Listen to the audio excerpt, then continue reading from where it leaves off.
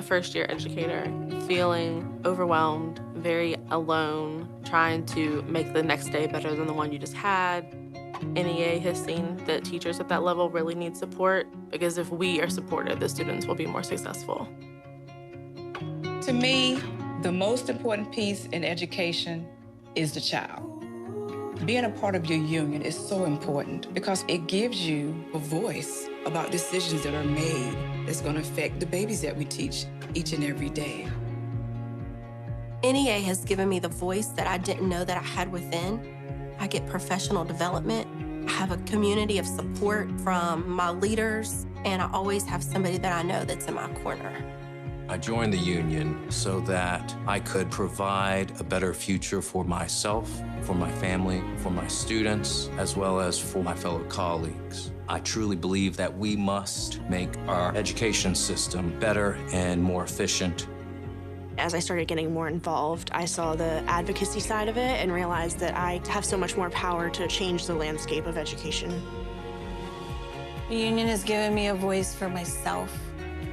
I'm more confident in my job, more confident that what I'm doing is the right thing.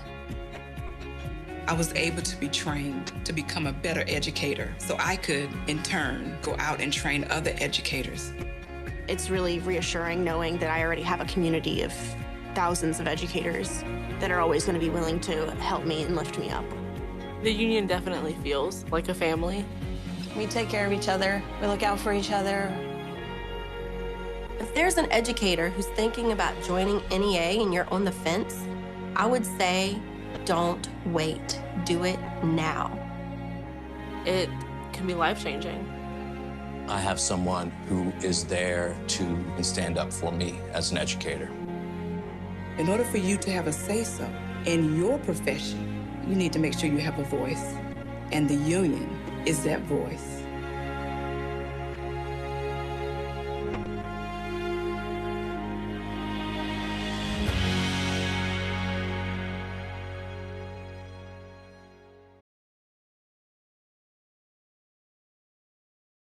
America has made an historic commitment to safer, healthier, and more equitable public schools. Now is the time to make good on that promise, the promise of justice, excellence, and joy, so that all students, no matter who they are or where they live, have a real opportunity to get ahead. Join educators and families who are opening doors to our students' future. NEA, for all students, for what's ahead.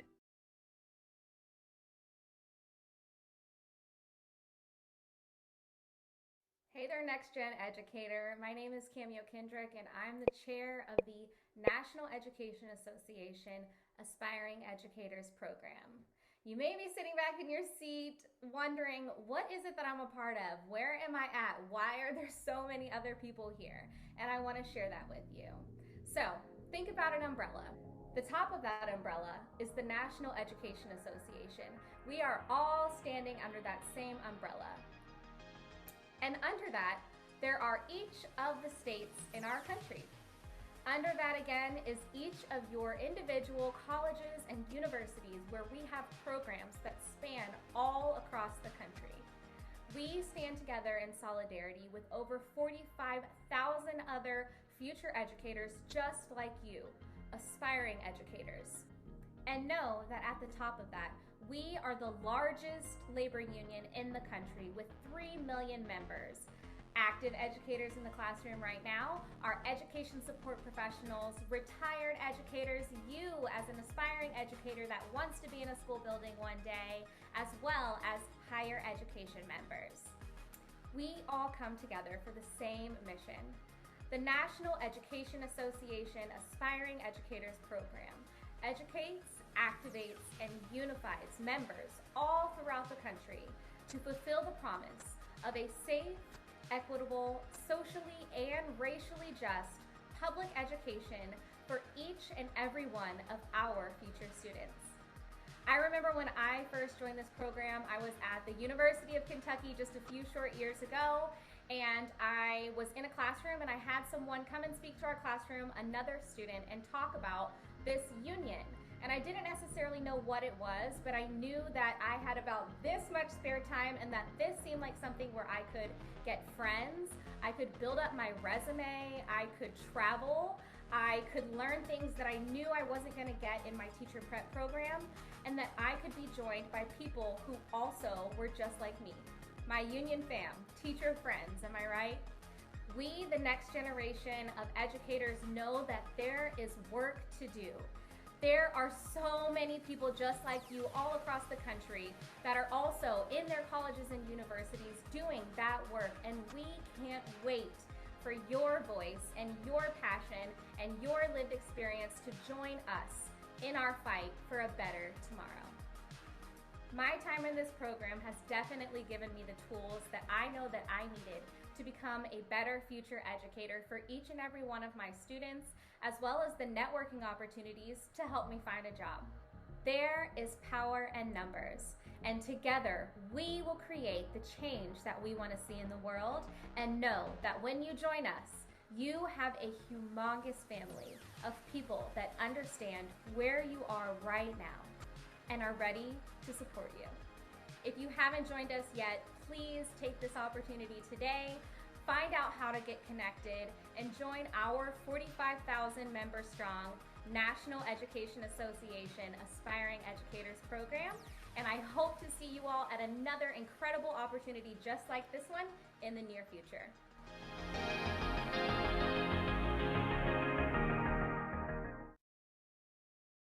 Hello, everyone. It is so great to see so many of you in the space with us tonight. You all should be able to unmute your videos at this point. It is so great to see all of these faces. I know some of you all are here as individuals. I know some of you all have gathered in your chapter programs and you are having chapter meetings tonight on campus and in person together.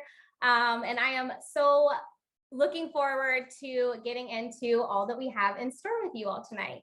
So first, I just want to start by sharing with you all a little bit about what you all have stepped into. So today is the first of quarterly meetings that the National Aspiring Ed program will be putting together for you.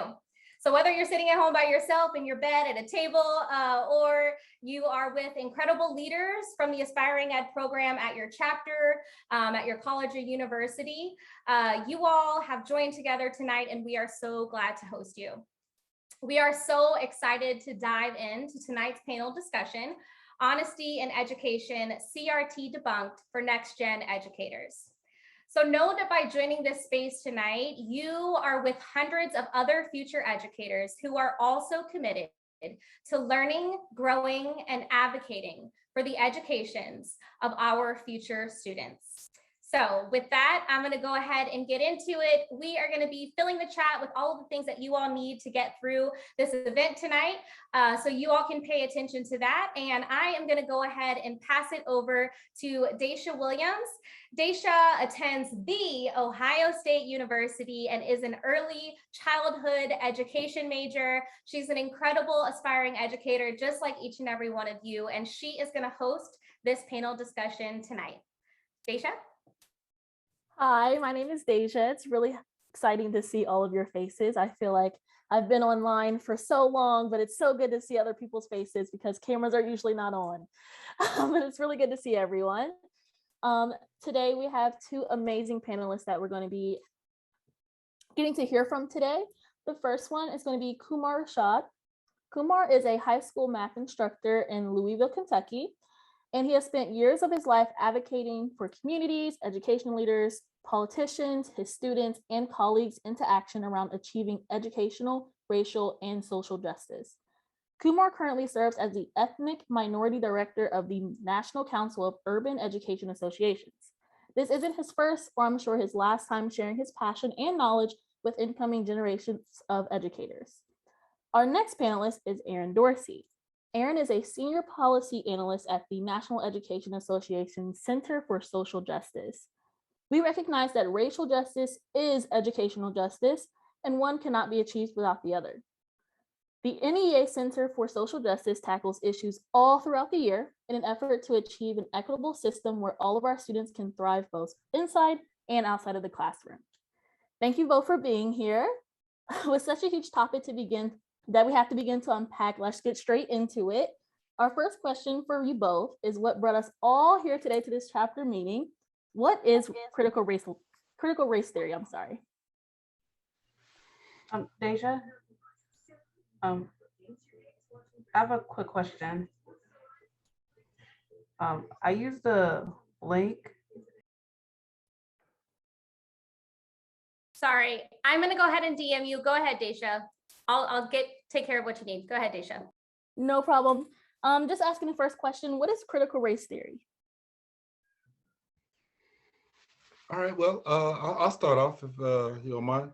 Again, my name is Kumar Rashad. Thank you all for having me, and thank you all for being here and putting on this event. And it's so important that we talk about these things. And thank you also, Brother Aaron Dorsey, for joining me here. And, you know, critical race theory is a tool that is used to identify what role race plays within our systems. It started off as a way of identifying the role that race plays in the law field. But somewhere, I guess, in the 90s, I believe it switched to, well, not switched, it grew to include policies and education. And so it really is just that, really just a tool just to determine what role race plays in the different systemic structures that we have. You want to add something there, Brother Dorsey?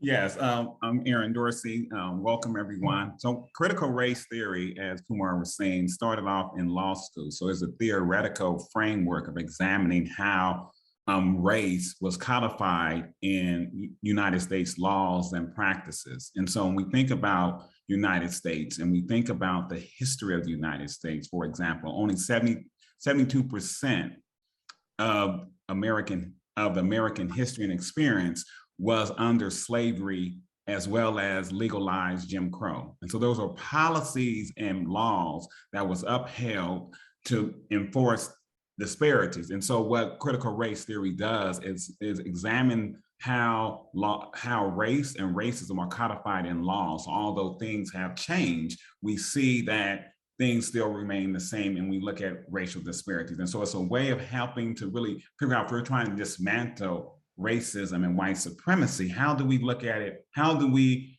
examine that and be able to look at the tools we need without just looking at the individual interactions? So when we're talking about race and racism, we're looking more, so critical race theory looks at it from the institutional and systemic aspect, as opposed to the interpersonal. And a lot of times in America, we talk about race from the interpersonal. And the interpersonal is, we'd say the Klan, or that person's called me a derogatory term, and that's our understanding of racism. And so racism becomes that person is bad. And so what critical race theory doesn't focus on the interpersonal. It's talking about the policies and practices. So it doesn't matter, I'm not calling you a bad person, but these systems are in place that perpetuate inequities solely based on race. And then what Kimberly Crenshaw, one of the founders of critical race theory, she begins to start looking at things that is not, so race is one component, but there's intersectionality that we are looking at, that our identity is more than just our race, and we can be discriminated against on multiple, discriminated against based on our multiple identities. Yeah, thank you so much. With our next question, it kind of flows right into what you guys were already discussing. Is critical race theory a way of understanding how American racism has shaped public policy and institutions, or is it a divisive discourse that pits BIPOC communities against white people? Well, you know, it is absolutely the former as opposed to the latter. It's a tool used to, like Brother Aaron was saying, used to just to tell us what, you know, again, what role that race plays. It has nothing to do with pitting anyone against any one individual, because as the brother just spoke about, we're talking about systems of how race and its intersectionality with other different characteristics and types really plays a role in education. For example, when you're looking at one of the tenements of critical race theory is the permanence of racism, all right? And the permanence of racism are systemic structures that really keep Black and brown folks, people of color, as an underclass. Is really one of the reasons why you see Black males and Black females in a lower educational system for different policies that were put in place that really don't benefit us. One significant factor is testing structures that really do damage to Black and brown communities. Many of these tests, and I would say specifically standardized tests, are really based on white dominant culture using white dominant language. And when you're looking at that, when you're taking these tests, a lot of times they're not testing you on your content or what you actually know. It really is testing you on how well you've adapted to a certain culture, because many times we're having to really understand the language behind many of these tests. But then we look at that, and these tests are really the drivers of so much of our educational economy. I mean, these tests are taken with impunity. No one's able to check any of these tests that kids are having to take.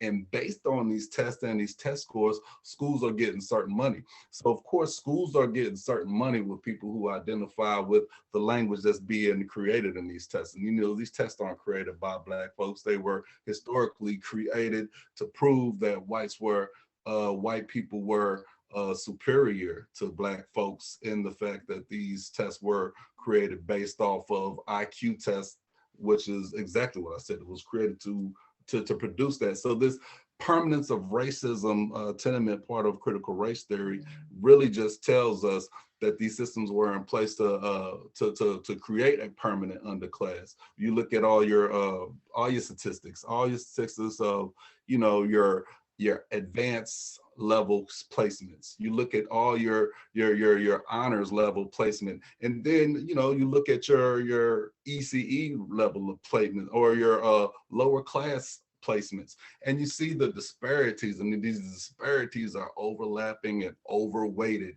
so much, and they're meant to do that. They're meant to do that. And in many of these, in many of these school systems, teachers who are biased human beings are responsible for identifying students who are going to be put in AP classes or who are going to be put in honors classes. So that by itself is a flawed system that has kept many Black folks out of a track that will keep them in AP or honors. And we all know that if you're in AP or honors track, you are more likely to be put into a better college, go to college, period. You are more likely to have a more successful life. So it's these type of tracks that are laid down that, and this is just one microcosm of a whole macrocosm of educational policies that work together in order to suppress us. So, we really can't, and it's a shame that we really have to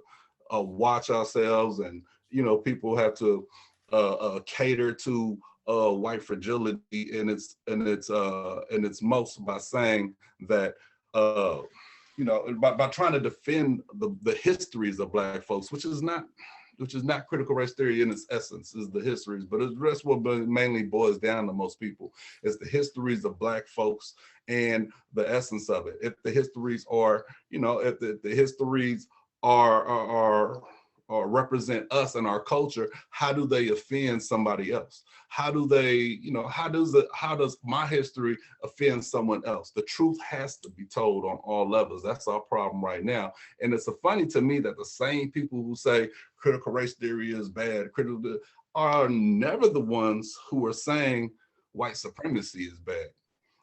We can teach white supremacy, which we are, every single day of every single year, all the way throughout history, all the way back to Thomas Jefferson, who specifically said we're going to separate the geniuses from the rubbish. That was his That was how he decided to incorporate education into US democracy.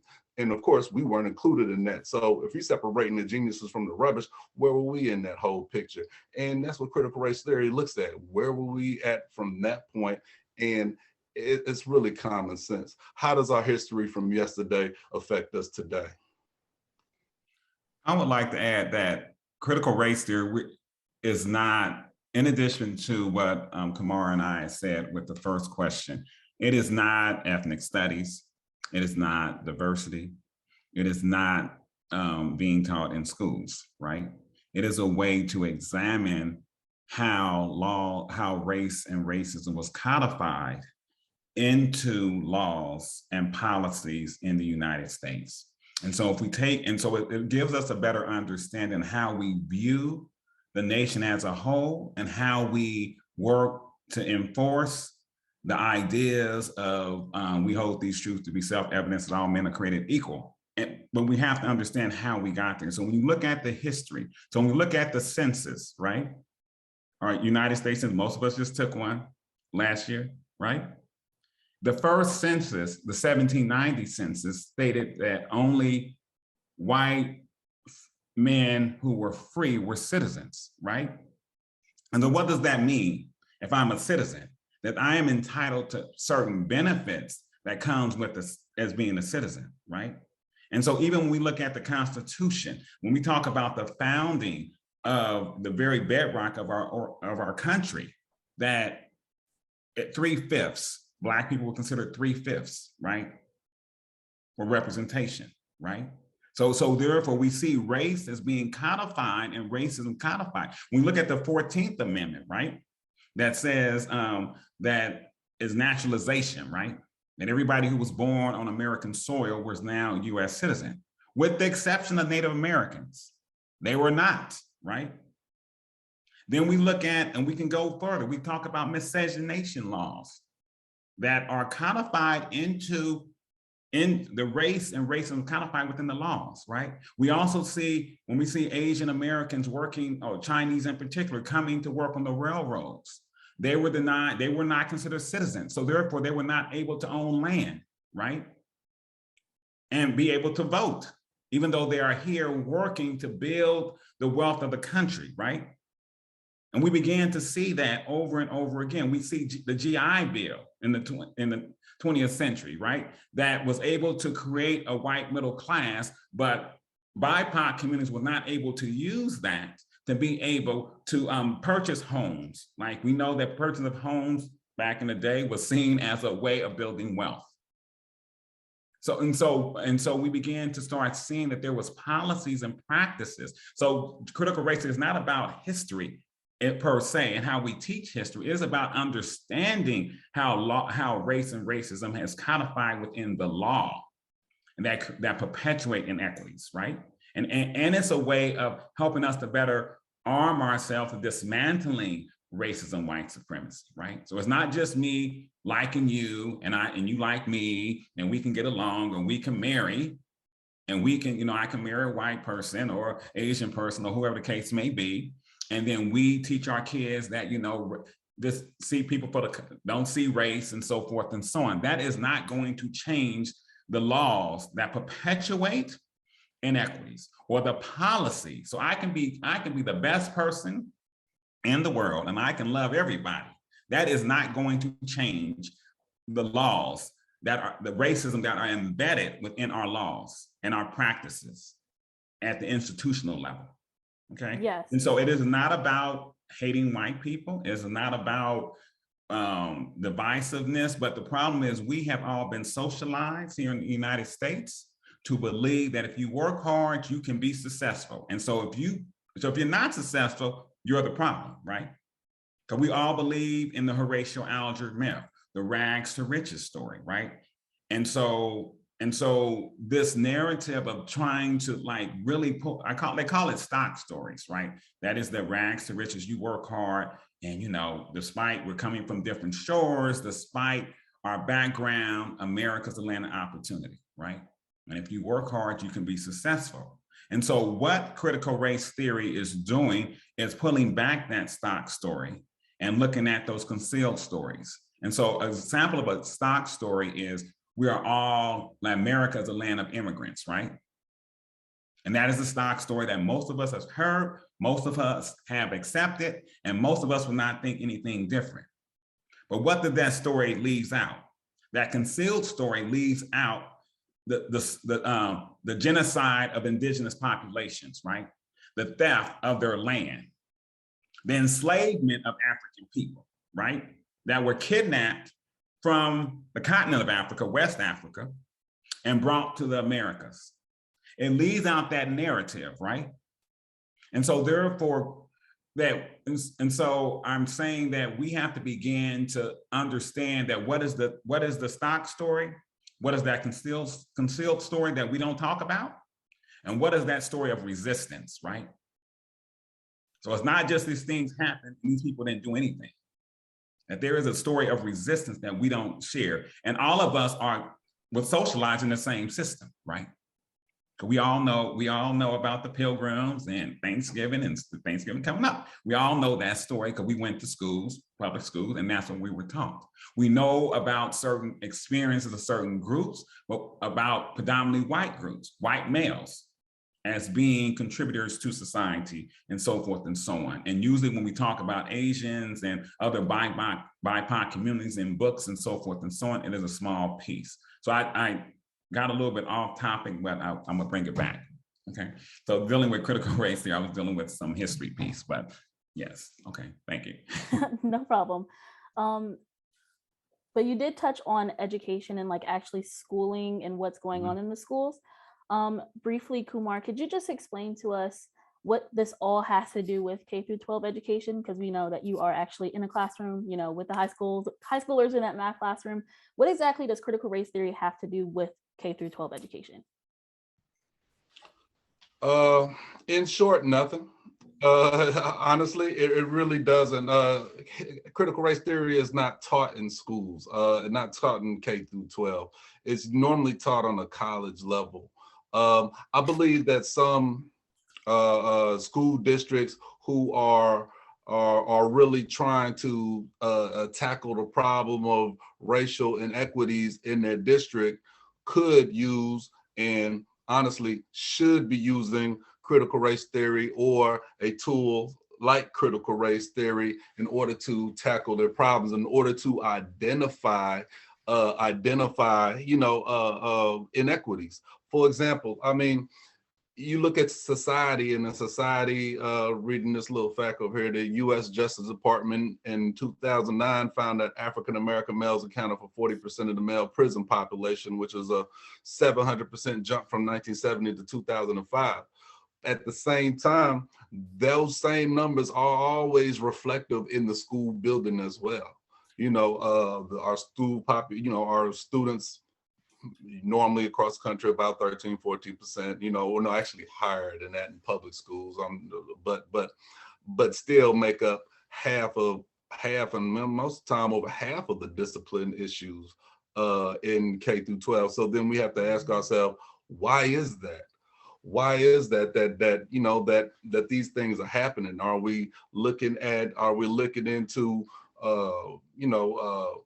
people's lack of cultural sensitivity, lack of cultural knowledge? What other factors are there that playing around that? And I really want to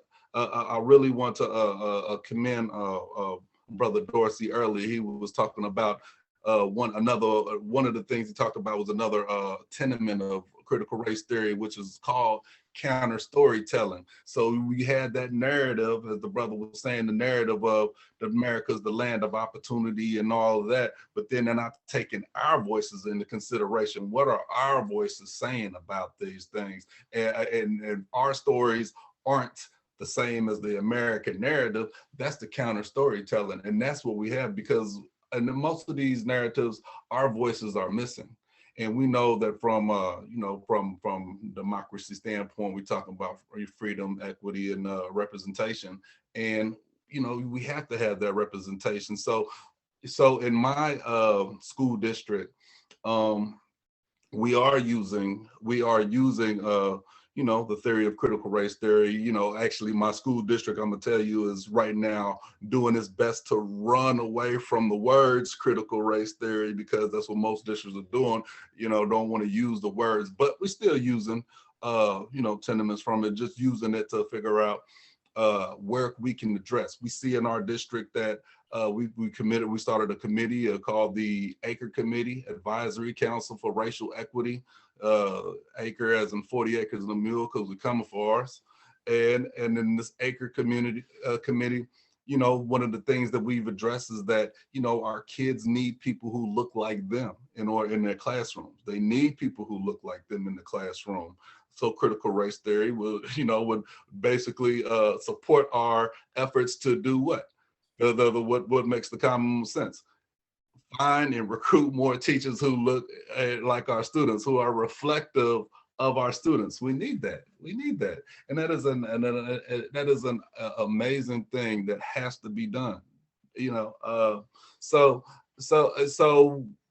within our 3 or 4 year terms, we've managed to take Black educators in our district using critical race theory by change to increase our Black teachers.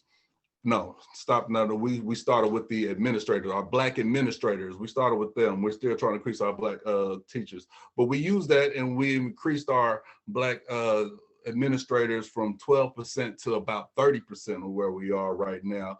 And using the same methods, we're able to create a cohort that a whole program that will pay teachers of color, primarily Black teachers, brown teachers, to come into our district, start them out at a base teacher pay, while they're not even in the classroom, but they're going to college to get the certification that's needed to pass, certification needed, and extra training that's also needed to get past that praxis, that racist praxis that we were talking about in the beginning, a standardized test. And all of these is just really, critical race theory just makes you just have a clear focus on how a race is playing into these systems. So it really helps us identify areas that we need to improve as far as increasing our numbers of people, increasing our numbers of people who are reflective of our students, increasing our programs that we need in order to support our students of color, as far as creating more student-led, trying to create more student-led organizations that allow students to have that free space to be themselves and organize, along with other things that our students need, like community schools, wraparound services, other major supports that we just really need that our students don't have. We got to meet us where we're at. So that's what, so the whole debate on, we're teaching students critical race theory, which is being used to make Black kids not like white kids, is false. It's a fallacy. It's a complete farce. And it's a really just a distraction used by the opposition in order to stop Black histories from being taught in general, because it's amazing that they're using something that is not really related to Black histories by itself to shape their whole conversation. I like what the brother said earlier. Sorry, I'm just really liking what brother said earlier about the codifying language, and he's so right. And when you think about the biggest racist part about one of our educational systems is, funding for schools.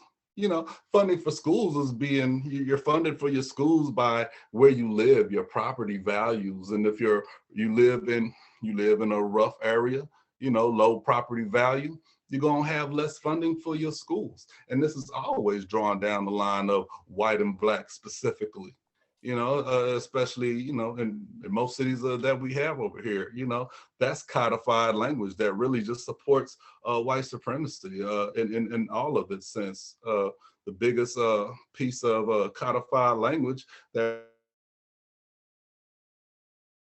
you froze.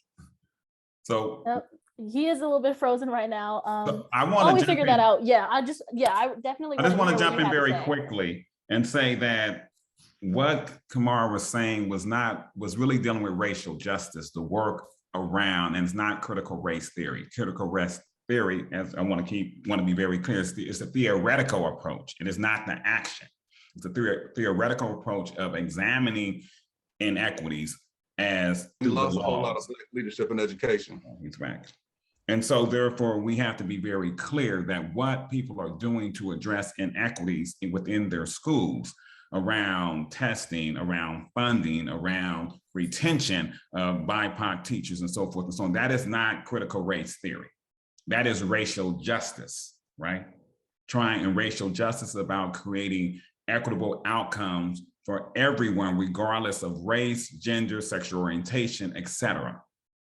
And so we want to be very clear. And so what is happening now when we talk about critical race theory in the schools, critical race theory is now showing is a catch-all phrase for ethnic studies, diversity, inclusion, equality. It is a catch-all phrase for everything that's dealing with racial justice in schools, right? How do we get racial justice? And so we have to be very careful that we do not fall into the trap unwillingly by saying we're using critical race theory to address this issue, when we're really dealing with racial justice to address these issues. And it's very easy to get into that trap, right? And so we have to be I want us to be very mindful that it is a theoretical framework that is taught within law schools and have expanded, right? You have branches of it has broken off. You have women who are using it. Women's studies are using it. API community studies are using it. The Latinx community studies are using it, and to look at things from those lenses and adding other components to it, right? So when we talk about the Latinx community, you also have language. Not looking at race, they're looking at language and immigration, right? Women are looking at gender, race, as well as gender, and how those are codified within the laws, right? And practices. And so we have to be very careful when we talk about Native American community who is using critical race theory expanded. They're also talking about land occupation and land as well as race, and how those are codified within laws and practices, right? And so when we talk about it within the school, it is not happening, as Kumar said, it is not happening in schools. People are not teaching it in schools. But what they may be teaching in schools or maybe ethnic studies, right? Maybe teaching diversity in schools, right? You know, and so looking at marginalized communities, giving them a voice. So if you have a literature class, you may be including literatures from various perspectives within the BIPOC community. That is not critical race theory, right? Adding sections, going deeper into current policies and talking about current issues, like it was a teacher, one of our, a teacher, I think in Tennessee, he was doing current issues in his API class, in his advanced placement class, right? And he was talking about about Black Lives Matter and the riots and so forth and so on. And so he was bringing in other perspectives to help students see that it's not just this narrative, it's multiple narratives and multiple voices. And so when teachers are doing things like that, people are calling that critical race theory, which it is not. Yeah, so I definitely agree with you both. It definitely needs to be seen in the classroom. It's not really currently right now, but it definitely does need to be I don't think it needs to be because I don't think it needs to be seen in the classroom. It is an intellectual concept that is taught at the graduate level. What needs to happen in the classroom is us teaching, making sure that the history, we teach the good and the not so good of our history. That is not what is being taught in the classroom. Right. So that's not critical race theory. That's not critical race theory. Right. But in the classroom, we do need to see the true history, whether it be good or bad. Right. Every student should be able to see that because, when I was growing up, I didn't get to see that in my K through 12 education. And I feel like it really would have helped me at least know about our country, because there's a lot of things that I'm still learning about our country that I could have learned during my K through 12 education. Kumar, you have been active in your state of Kentucky around the issues of critical race theory and the attacks on educators teaching truth. Is there anything you want to share with us about your experience speaking with politicians around some of this critical race theory banning in legislation? Yes, we have two bills coming across that have been pre-filed in Kentucky, BR 60 and 69, both of them dealing with eliminating critical race.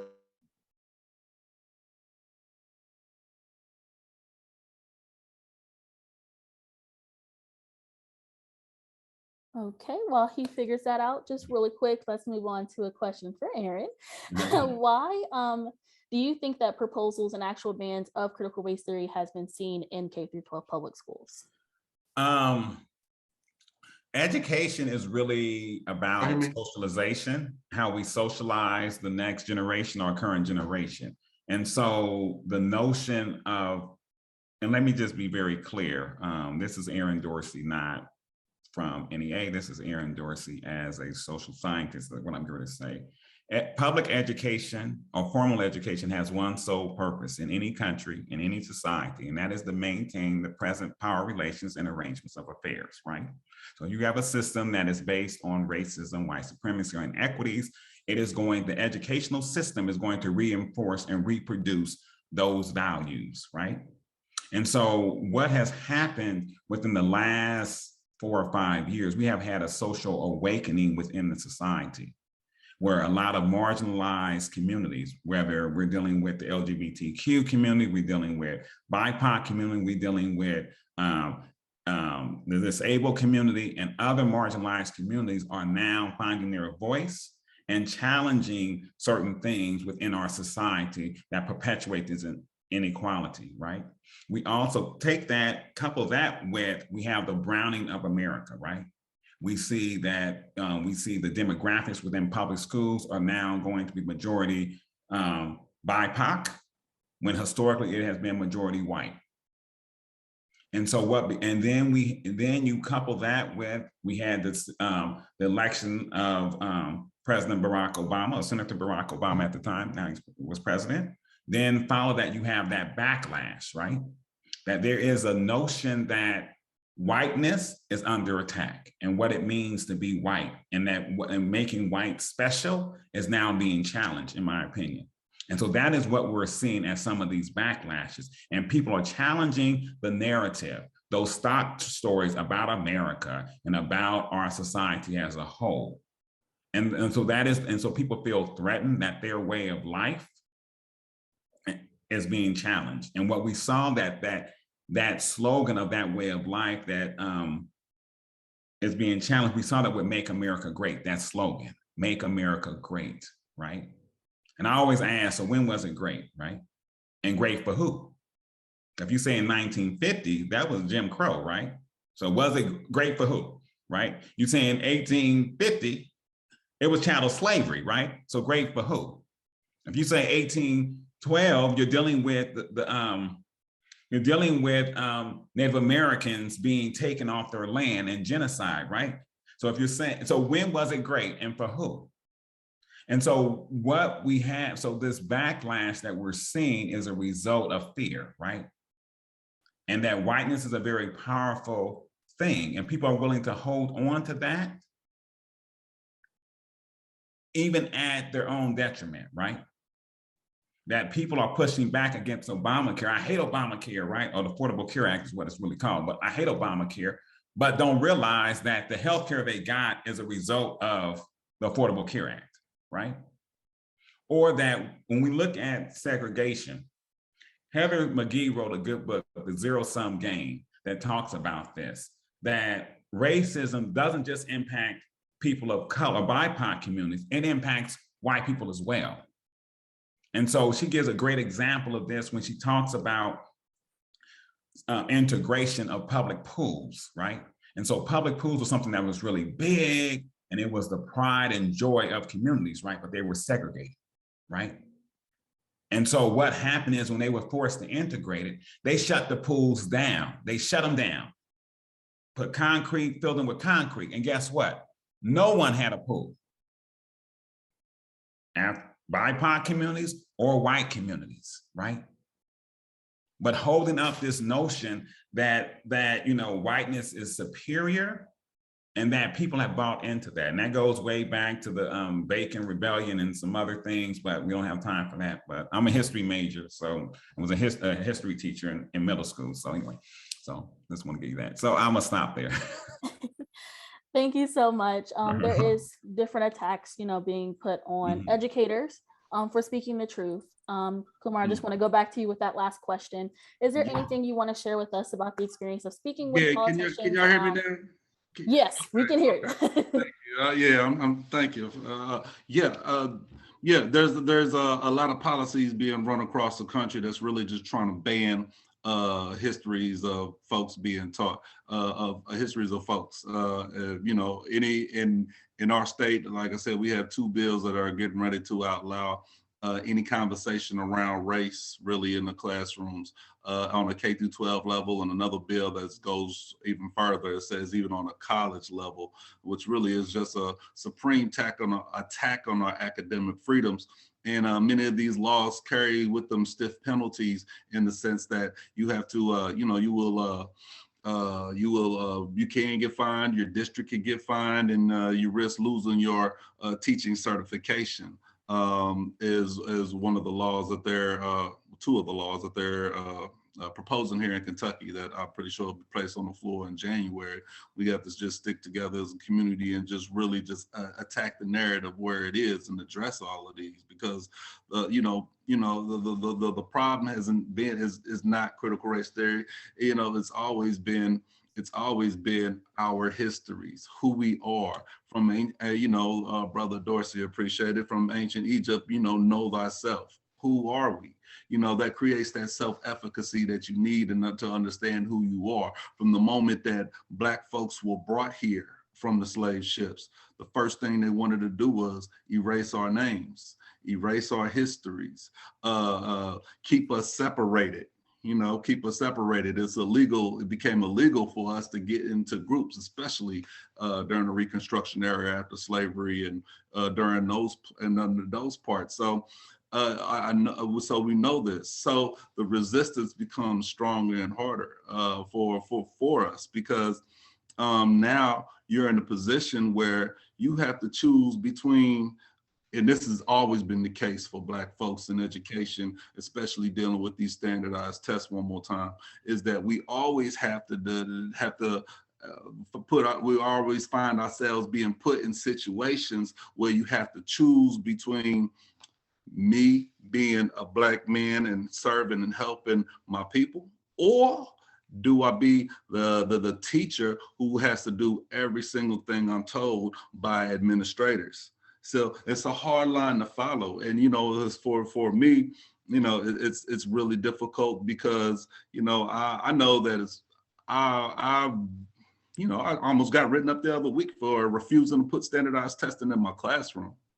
But we do have systems here that allow me to run the policies that we created. There's just a thing. As a group, we're able to create policies that are able to filter policy, create policies, create a system, create tool is what I should say, create a tool that is used to filter policies. We call it the REAP, which is the Racial Equity Analysis Protocol. So any policy that we get through the district or through the school, I run it through the REAP.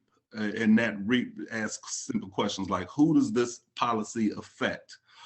How are they affected? Who will be inequitably affected by this policy? And when I ran these standardized tests through the REAP, of course it failed. That's pretty much was my saving grace, because I have to have evidence and proof to show that, I'm teaching what needs to be taught. We need this academic freedom, but there are going to be, the advocates, the same advocates who didn't want us to know our original name, who didn't want us to know where we came from, who told us that Africa was bad and Africa was terrible, and and they're over there in Africa telling them the same thing about us. So it's always been a fear of our power, a fear of our history, a fear of our greatness, because our history didn't start with slavery. it didn't start with slavery. We started with great kings and queens in Africa, and we can go all the way across the continent of Africa and see how people dispersed across the world and see the greatness that we've shared all the way out through the world. When I tell my students, first of all, I teach two classes. I teach, I'm a math teacher, and I teach a course called Developing Black Historical Consciousness. And when we're talking to our students about the great women of Africa, we're talking about the great women of Africa, then, people are amazed when they find out that Wonder Woman was actually based on the women of Benin, the soldiers of Benin from a land called Dahomey, the true Amazons.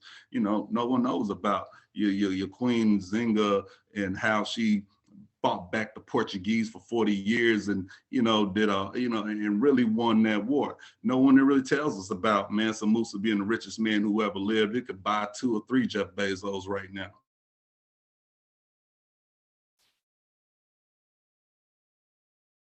Oh, Kumar, I think you're frozen once again. While you get that figured out, I'm just gonna move on to our last question. I know this conversation warrants lots and lots of learning and deep thought. Tonight, we are only, sorry, you went out again. Tonight, we were only scratching the surface. So with only a couple minutes left in our discussion tonight, I just want each of you to have a chance to answer our last question of the night. What guidance would you give us, future K-12 educators who want to teach the truth about race, racism, and power and anti-racism effectively and equitably? I'll go first. What I would suggest is first you have to do the self-awareness amongst yourself, right? So take the time to understand your own biases and how they show up within the classroom, within yourself, and how you engage with each other, with your students. Also, you want to understand what the standards are within your individual state. The standards will dictate what you can teach and what cannot be taught in the classroom. And although we have policies that are being passed at school boards, some of those policies are in contradiction with the state standards, right? And so look at your state standards, be very familiar with those to be able to understand those and find the wiggle room. Also understand, you have to, and I think it's a difference between understanding and knowing. So you have to make sure you become the expert on the topic that you're assigned to teach, right? And be able to look at what is missing. If you have a textbook, what's missing from whose voices are not there, and what voice is there, but it's a stock story, right? And so making sure that you are constantly educating yourself, staying abreast, and make sure, and also look to your students. Find out what their needs are, making sure that if you have a population of predominantly one demographics and you're teaching something and they're not reflective, is not reflective of the student body you're teaching, then make sure you include their voices in that, right? And not just look at it from a racial perspective, look at, because we know diversity changes based on the demographics you're teaching. So for example, in DC, you have predominantly Black student population. So diversity is not going to be based on race, right?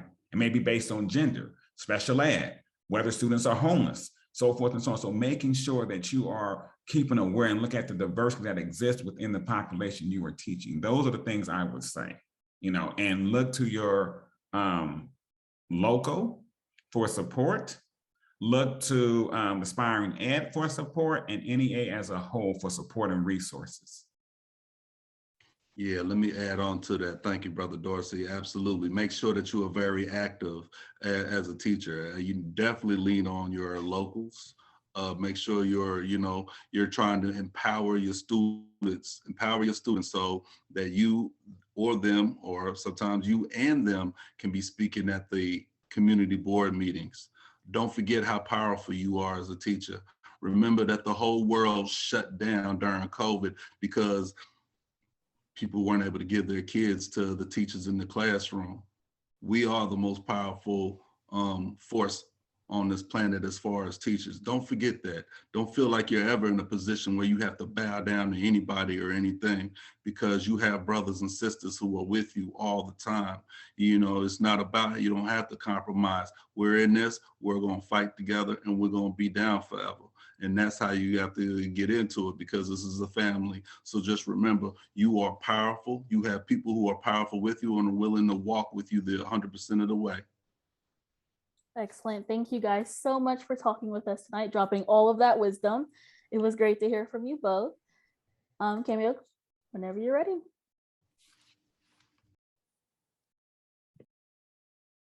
Yes, absolutely. I also just want to thank you all so much for coming in and dropping knowledge. Aaron, I know the work that you're doing inside the association, and us as aspiring educators get to benefit from the things that you are doing, the work that you're putting in, and the resources that you all are putting together. Kumar, you know, you're my mentor, my dear friend. I have learned and grown so much just by knowing you over the years, and we appreciate you all so much tonight for your time. Thank you. So with that, we are getting ready to wrap up. I want to share with you all our last slide in case you all haven't seen it yet. I want to make sure that everyone has gotten signed in. So the instructions to do so are right here. Make sure that you all stay connected. Follow us on social media, Instagram at NEA Aspiring Ed, Facebook at NEA Aspiring Educators, and also save the date. February 10th, 2022 will be our next quarterly chapter meeting. A national chapter meeting where we are going to be diving into student teaching, the cost of student teaching, tips and tricks of student teaching, and we really hope to see each and every one of you all there. Thank you again so much for your time tonight, and we will see you all next time.